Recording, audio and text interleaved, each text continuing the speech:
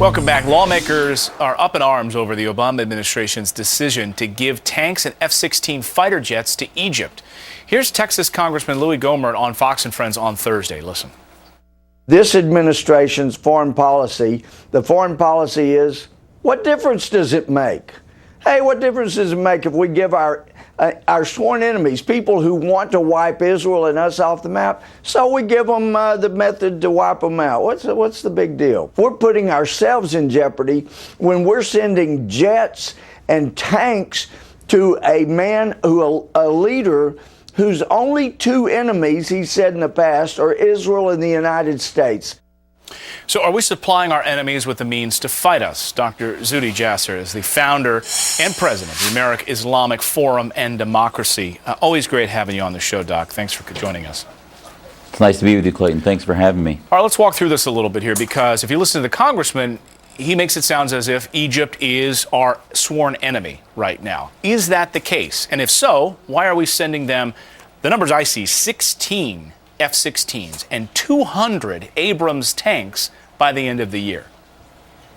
Well, it's it's pretty horrifying, Clayton, that we're doing this, and it goes beyond the weaponry, because this is about supporting an ideology that is sworn to be against the United States, against the West, against secularism, against liberty and free systems.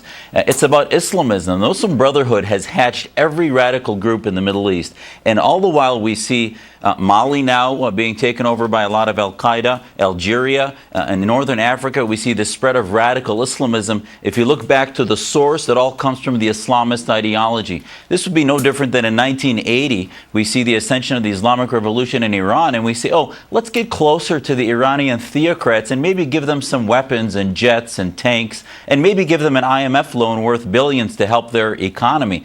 I mean, it's absurd.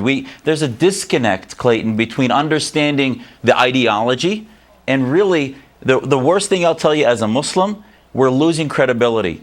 The majority of Egyptians did not vote for the Muslim Brotherhood the first time around, and on the streets they're coming back for Revolution 2.0 and 3.0, right. And they're seeing us support their oppressors and their dictators, no different than we did in Mubarak, and now even worse with the Brotherhood. I mean, we have a long history of perhaps accidentally arming people we end up then fighting years from now. We end up fighting against our very own weapons we gave them. We all remember, we know the likes of Saddam Hussein and others around the world. Is this another one of those situations?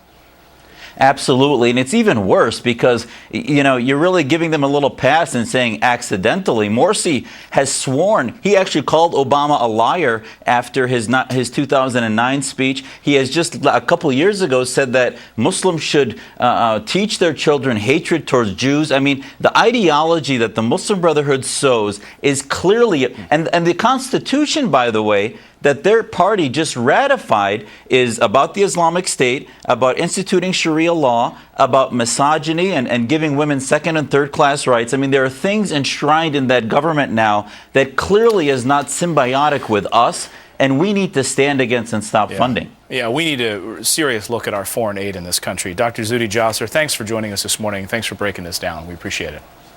Anytime. Thanks. Well,